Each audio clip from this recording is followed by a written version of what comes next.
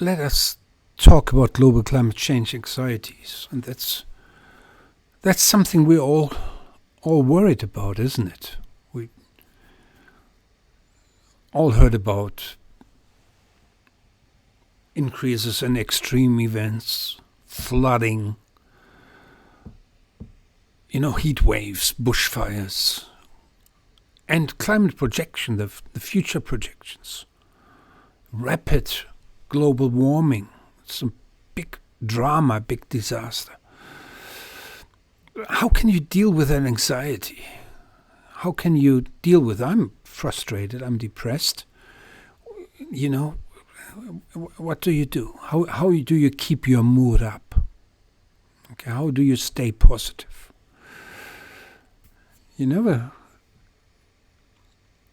Okay, and there is no easy way out. There's no solution. It's not that everything can change within a few months. This is a big problem. Okay. All right. So let's talk a little bit about it. Indeed, we're talking about a climate disaster caused by humans. Okay, human-induced emissions of greenhouse gases due to the burning of fossil fuels are on track to dramatically increase global surface temperatures on an unprecedented scale. I mean, this one, global surface temperatures, that's only an indicator of it. It all comes, part of that entire thing are extreme events and all the other features. Okay. So this global climate change will have widespread and devastating consequences. No doubt.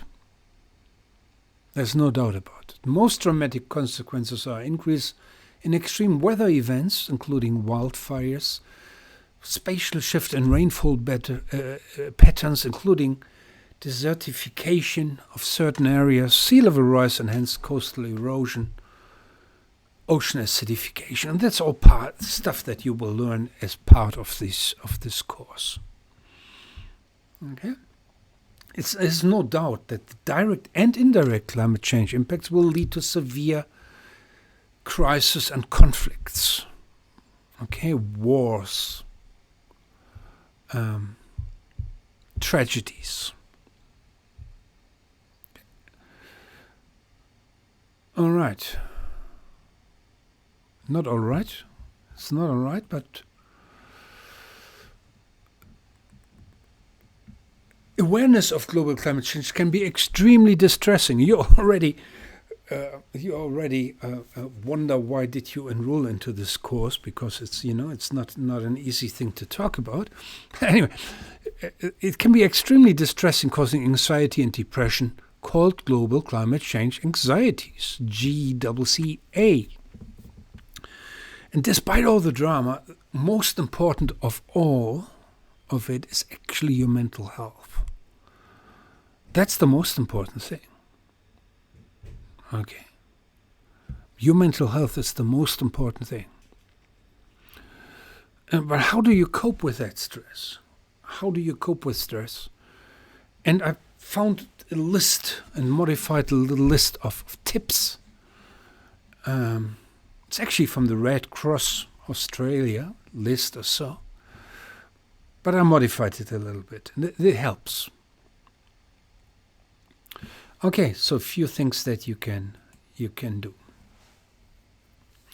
The first thing, most important thing, is actually recognize that it is causing stress and anxieties. Because sometimes you just feel down and you don't know what the cause of it is. You get panic attacks and you don't know why.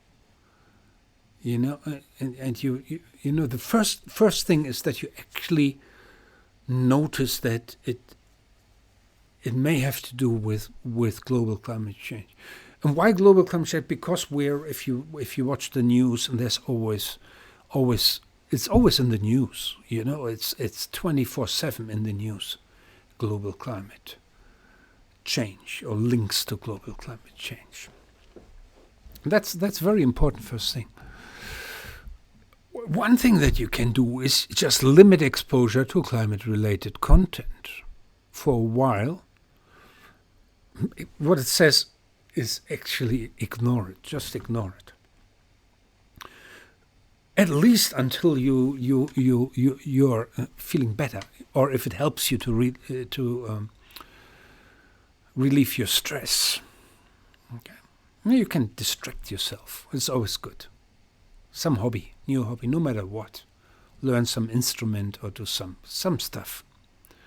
Distract yourself is always good. It's always a good thing. Breaks are the most important part of the day where you reflect or where that type of stuff.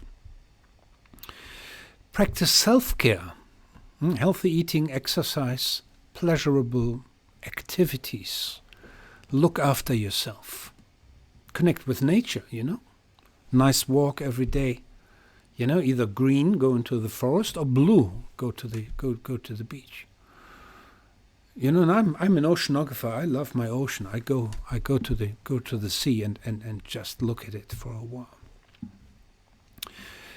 You may decide to act and get involved. For example, join a climate action group.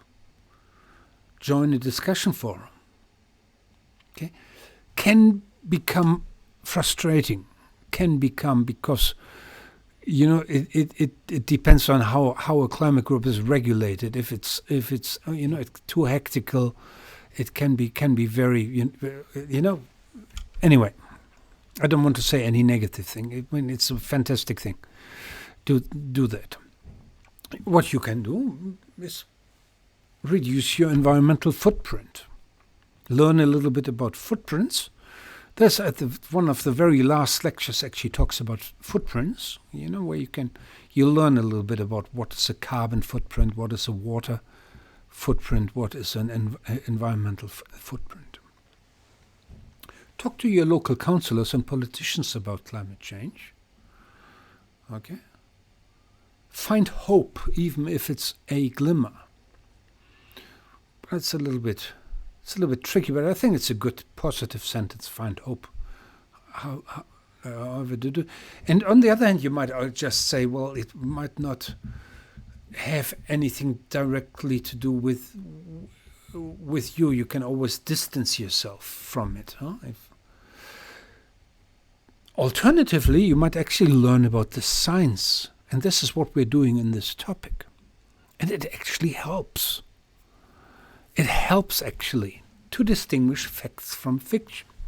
For example, ocean acidification.